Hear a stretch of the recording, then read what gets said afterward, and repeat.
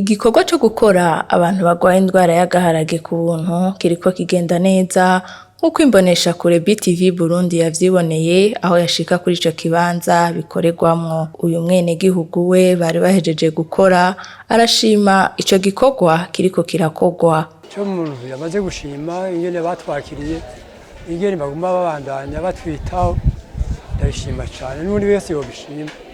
Kubera nk'ubu jewe ijisho bari bazi, urumva rero nifise icizere ko rizokira.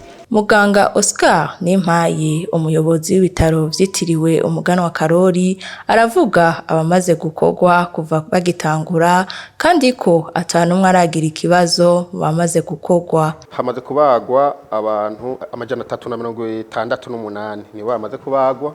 Muri abo bantu bose kugeza uyu munota nta muntu numwe araza avuga yuko afise ingorane ijanye nuko yakozwe.